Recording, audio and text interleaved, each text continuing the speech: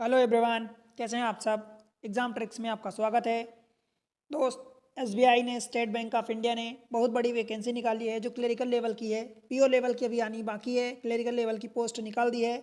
इसके बारे में डिटेल में बात करेंगे। सबसे पहले तो मैं एक डेट बता देता हूँ जो कि 17 दिसंबर 2024 से, यानी कल एक दो दिन पहले से इसकी प्रोसीजर फॉर्म भरने की स्टार्ट हो चुकी है। इसकी लास्ट डेट आपको ध्यान रखना है 7 जनवरी 2025। ठीक है, नए साल में 7 जनवरी 2025 तक इसकी लास्ट डेट है। तब तक आप फॉर्म भर सकते हैं। आप फॉर्म अभी भर लीजिए, लेट ना करना, क्योंकि दोस्त बहुत काफ़ी टाइम बाद एक्सपेक्टेड वैकेंसी थी और अच्छी खासी वैकेंसी आई है।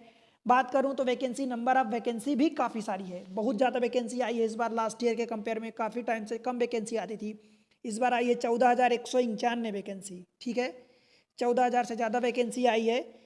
आपको ये ध्यान रखना है कि clerical cadre in the State Bank of India, देखो, candidate can apply for the vacancy in one state अथवा यूनियन टेरिटरी। केवल एक ही स्टेट अथवा यूटी से आप अप्लाई कर सकते हो, क्योंकि ये ऑल इंडिया लेवल की पोस्ट है दोस्त। ठीक है, ऑल इंडिया लेवल पर है वैकेंसी निकली है। There is no provision for the inter circle transfer अथवा इंटर स्टेट ट्रांसफर। इसमें जूनियर एसोसिएट जिसको हम क्लरिकल लेवल बोलते हैं, वो निकली है पोस्ट। तो कोई आपका ट्रांसफ़र नहीं होगा, मतलब कि कोई एक प्रोविज़न से दूसरे सर्कल या प्रोविज़न में या अथवा स्टेट में। देखो, वैकेंसी 14,191 आई है, 191, और बैकलॉग वैकेंसी भी है। ठीक है दोस्त, आप देख सकते हो अहमदाबाद में 1,073 वैकेंसी है। भोपाल वाले रीजन में 1,317। आई थिंक ये इंडिया में सभी स्टेट में मिला दें तो शायद सबसे हाईएस्ट तो नहीं, पर सेकंड हाईएस्ट हो सकता है, क्योंकि सबसे हाईएस्ट 1,894 वैकेंसी ये लखनऊ वाले रीजन में है। ठीक है दोस्त, टोटल वैकेंसी आप देख सकते हैं। देखो, सारे जोड़ के 14,191 वैकेंसी निकली है। ठीक है दोस्त, इसके बारे में डिटेल में बात करेंगे, क्या ज़रूरत है, क्या कैसे क्या लगेगा। ठीक है, क्रीमी लेयर, जो आप जिस कैटेगरी से कैटेगरी सर्टिफिकेशन, मतलब कैटेगरी वाइज भी आपको रिजर्वेशन मिलने वाला है फीस में। ठीक है, या यूँ बात करूँ कि जो आपका नंबर ऑफ सिलेक्शन में जो मार्क्स रिक्वायर होते हैं, कट ऑफ, सारी चीज़ें कैटेगरी में, और वो कैटेगरी का बेनिफिट आपको लेने के लिए आपको कैटेगरी का सर्टिफिकेट प्रोड्यूस करना होगा। एलिजिबिलिटी क्राइटेरिया की बात करी जाए दोस्त, तो 20 साल से 28 साल की एज रखी गई है। ठीक है, 20 साल से कम नहीं होनी चाहिए, 28 साल से ज़्यादा नहीं होनी चाहिए। और आपकी जो डेट काउंट होगी 1 अप्रैल 2024, हाँ जी, 2024 का 1 अप्रैल जो बीत गया है, ठीक है, वहाँ से काउंट होगी। उसके अलावा एज रिलैक्सेशन भी दिया जाएगा।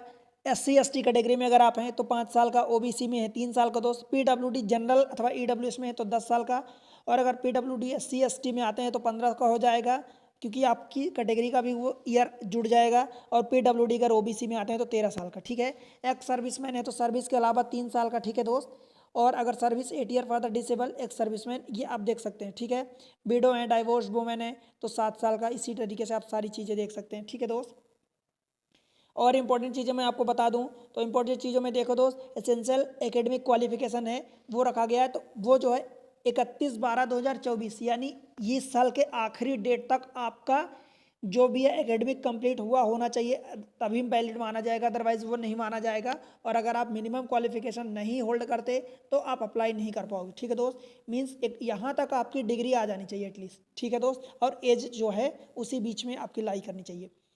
जो रिजर्वेशन है पर्सन विद डिसेबिलिटी के लिए भी रखा गया है 4% हॉरिजॉन्टल रिजर्वेशन। हॉरिजॉन्टल का मतलब आप जानते हैं कि कैटेगरी वाइज होता है, और ये जो जैसे जनरल, OBC, SC ST, ये वर्टिकल रिजर्वेशन होता है। ठीक है दोस्त, तो आपको भी मिलने वाला है PWD कैंडिडेट के लिए, BI के लिए, मतलब विजुअली इम्पेयर्ड के लिए, सबके लिए मतलब यहाँ पर रखा गया है।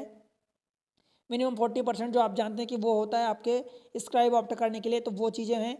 ठीक है दोस्त, और डिटेल में बात करूँ, कुछ इन्फॉर्मेशन दूँ तो देखो, स्क्राइब आपको तभी मिलेगा और कंपनसेटरी टाइम मिलेगा जब आप मिनिमम 40% की डिसेबिलिटी अथवा उससे ज़्यादा की होल्ड करते हैं।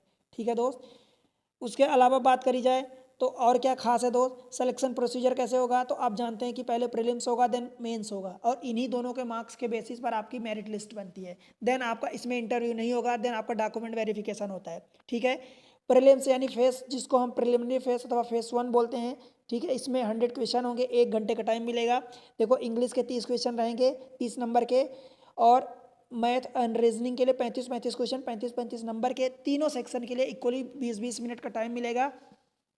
100 मार्क्स के होंगे दोस्त, 1/4 की निगेटिव मार्किंग होगी। ठीक है, और स्क्राइब के लिए 1 घंटे में 20 मिनट एक्स्ट्रा दिया जाएगा। ठीक है दोस्त, एक चौथाई की नेगेटिव मार्किंग। रही बात मेंस की बात करूं तो मेंस में आप देख सकते हैं कि 4 सेक्शन हो जाएंगे। जनरल अथवा फाइनेंशियल अवेयरनेस जिसमें 50 क्वेश्चन रहेंगे, 50 नंबर के, 35 मिनट का टाइम मिलेगा। फिर जनरल इंग्लिश रहेगी जो इंग्लिश लैंग्वेज में ही रहेगी, 40 क्वेश्चन 40 नंबर, 35 मिनट का टाइम रहेगा। क्वांट और रीजनिंग के 50-50 क्वेश्चन, क्वांट के 50 क्वेश्चन 50 नंबर के, 45 मिनट टाइम, रीजनिंग के 50 क्वेश्चन 60 नंबर के, और इसमें 45 मिनट का टाइम मिलेगा।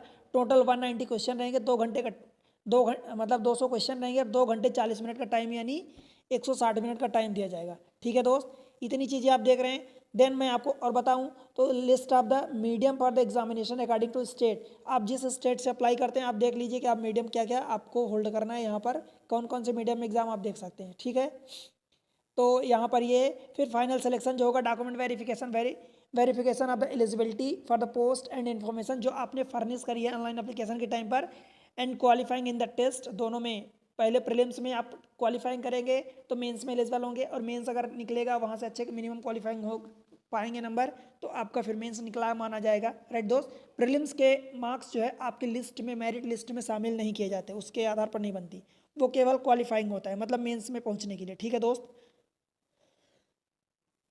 प्रीलिम्स एग्जामिनेशन की बात करूं तो ये टेंटेटिवली मतलब संभावित है फरवरी 2025 में होना है, फरवरी 2025 में होने वाला है। और मेंस एग्जामिनेशन जो है मार्च अप्रैल, या तो मार्च में होगा या तो अप्रैल में होगा, स्टार्टिंग में हो सकता है, तो मार्च अप्रैल 2025 में होने वाला है। ठीक है दोस्त, कोई सेंटर आपका एक बार जो फिल करेंगे वो चेंज नहीं होगा।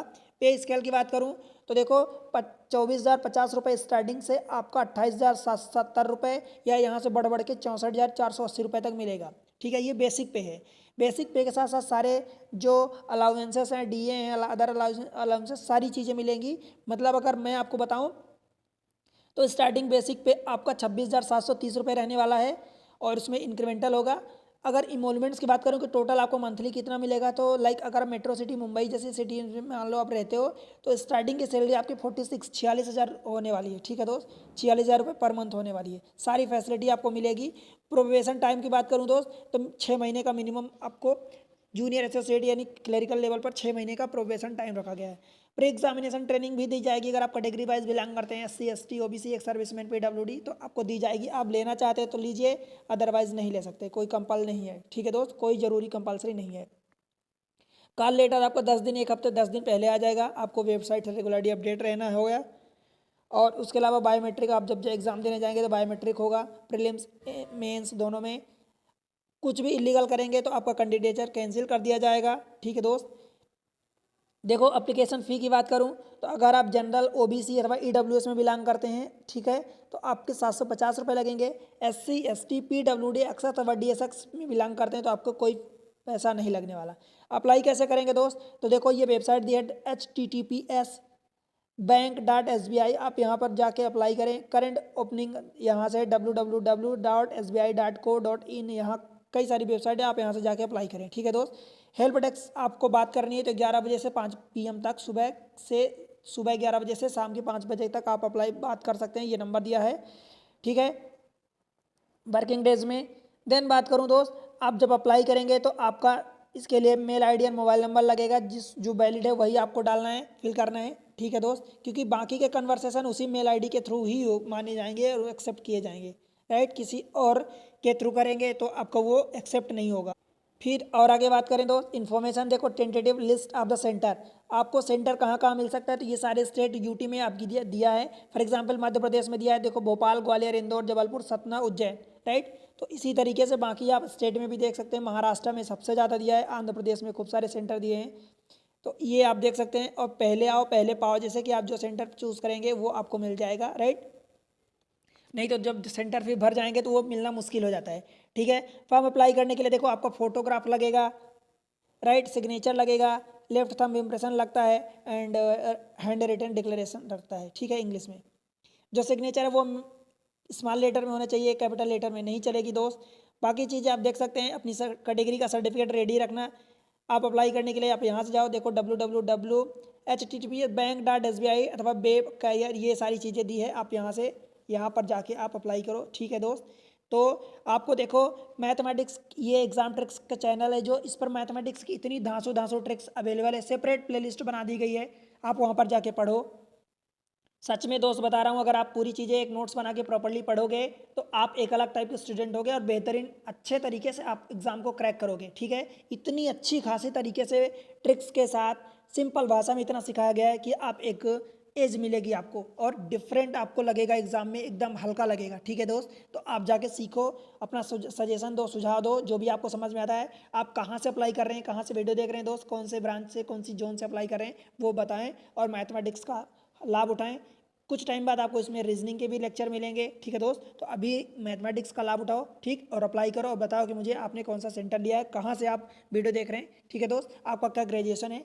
ठीक है, तो अप्लाई करो, एग्जाम ट्रिक्स के माध्यम से आपको हेल्प मिलती रहेगी। चैनल को सब्सक्राइब कर लो, वीडियो को लाइक कर दो और अपने दोस्तों के साथ शेयर कर दो। ठीक है दोस्त, मिलते हैं अगले लेक्चर में, तब तक के लिए बाय बाय।